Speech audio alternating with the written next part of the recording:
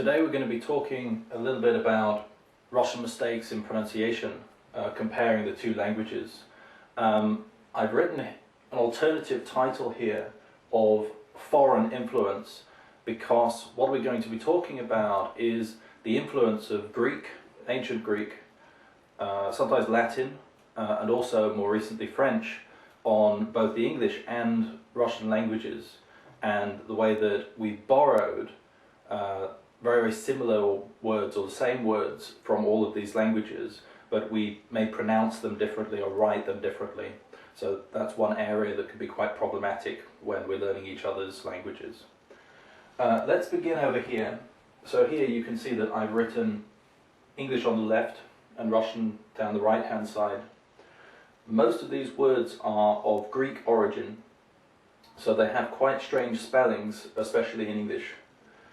In British English, we have a tendency to try to retain or to keep the original spellings of the words we retain. We keep the etymology, the history of the words, whereas sometimes with these in American English, you may see differences in spelling with words like maneuver, for example, which is from French, colour, which is also from French, theatre, words like that of French origin. Those will be simplified in American English. So here we are talking about British English.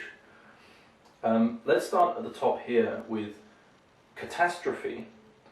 Now, this word in Russian is katastrofa, so obviously you can see the similarity here.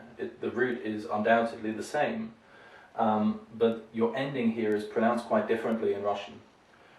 In English, just by reading it, you may not immediately say, okay, yeah, that's how you pronounce it. It's not particularly logical here, so we can see the influence of Greek. So we write O-P-H-E, that's a good unusual ending, so we pronounce that catastrophe, right? Here there's another strange one, pneumonia, so the P is silent, like in a similar word, pneumatic, for example, also has a P in there.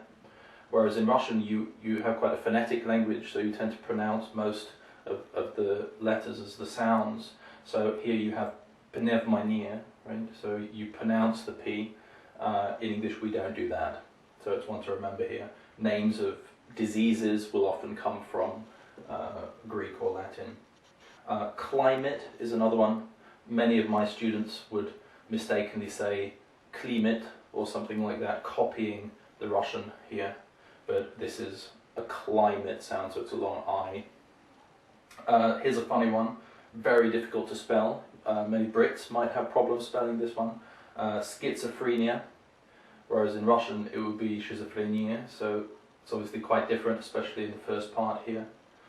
We could also call someone a schizo, meaning they're a bit bonkers, they're a bit crazy. Someone's schizophrenia, schizophrenic. Right? This one is also difficult. If you go on the internet, you'll find a lot of people looking for the correct pronunciation of this word, which in English is chaos. So a funny one, it's CH, which we'll come to in a minute. CH, but pronounced as a K sound, so chaos, whereas in Russian, chaos, it's a Ch kind of sound. That's quite different from what we have in English, so I want to remember there, chaos, chaos. This one, alcohol, causes some problems because it's very similar in Russian, you can see here, but the G is obviously different. You will find that in Russian, when you take words from other languages, because you don't have the H sound, you probably have a choice between either transliterating it as H or using G. So generally in Russian you prefer this one, and this is like with, let's say, Harry Potter, right? So Harry Potter, you prefer to say G, so in Russian you might have something, I guess, like that. Maybe with one I don't know how you spell that in Russian. So we'd have Harry Potter and you'd have Gary Potter, which sounds quite unusual in English, because in English we also have this name with the G, Gary. So we have two names, we have Harry and Gary. So that could lead to potential problems. Harry tends to be a more upper class, middle class name, Gary more working class. So that's why to an English person, when in Russian you say Gary Potter, it sounds quite unusual. Sounds like someone who's not exactly from that book. Okay, so be careful with this one. It's alcohol, so it's a H sound, it's not a G sound. alcohol, right? But very obviously very similar to the Russian. Crisis, this is a S sound, crisis. Russians often have problems because obviously you have the Z sound, so krisis. We don't say Z, we say S. Some of my students will also have problems with increase. They might want to say increase or increasing, so they prefer the Z to the S, whereas we would say increasing, we would say crisis, it's a S sound. And in Greek inflections or Latin inflections, there are a host of these. So we have micro, whereas in Russian it would be mikro or mikra. So stuff like microscope, microscope. So in Russian the sound is different, the vowel sound. So that leads to problems too. In a similar way, you could have bi in English. So bi, like I don't know, bisexual, for example, right?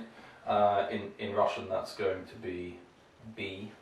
So bi and b, they're also different vowel sounds. So you could expect some differences there in pronunciation, some potential problems. Okay.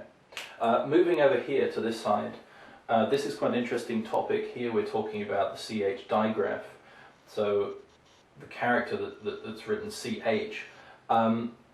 Russians often have problems. They prefer, obviously, to pronounce this quite literally, like letter for sound. So here it's character, it's not pronounced as character, or here it's chemistry, it's not pronounced chemistry, right? These are quite elementary mistakes. But in words like choir, stomach, ache, you may be thinking, this is just illogical, you know, English is just a weird language, why are you writing CH when it's actually a K sound? The answer here is to be found with words like mechanics, right, as above. So the CH is a K sound here, but these words have actually come from Greek. So they're not native English words, they're words that we borrowed. And this is what has caused the strange spelling with a different pronunciation. Equally with CH, we can have words that have come from French. I mean, there are not so many that are like this. We have lots of words from French, but not so many like this. You may think mechanics and machine look very similar, but this one has come in from French, so it's not machine, it's machine. It's a sh sound, right? Or charade. I think this is kind of like Crocodile, like the game that you play in Russia, where you try to show the name of a film or book or whatever, just without words, using gestures, using your body. Here's an interesting one from Italian. So pistachio, this is another sh. We don't say pistachio, we say pistachio. So that's obviously, when you look at it, you can see straight away that's not an English word. It looks foreign. So obviously maybe the first pistachio nuts that we got into the UK, we said, what are these? We've never seen them before. And the guy who was selling them might have said, he may be Italian, and he said, oh, it's, in our language we call it pistachio. So then we borrowed the word, you see. So we took the product, the nuts, and we also borrowed the word into the language. So many of these you also have in Russian. Pistachio in Russian, fistashka, fistashki. So obviously it's slightly different, but you can see the similarity there. So many of our words we actually share in common when they're borrowed from foreign languages. And the final thing I'm going to mention today is quite a serious problem that Russian people have with the French A ending. It's a long A. Russians tend to clip the words, make them shorter, at the end especially. So my students might say baliat, right? So it's from French, or they might say café. So they try to clip the ending like you would have it in Russian. It's a short ending.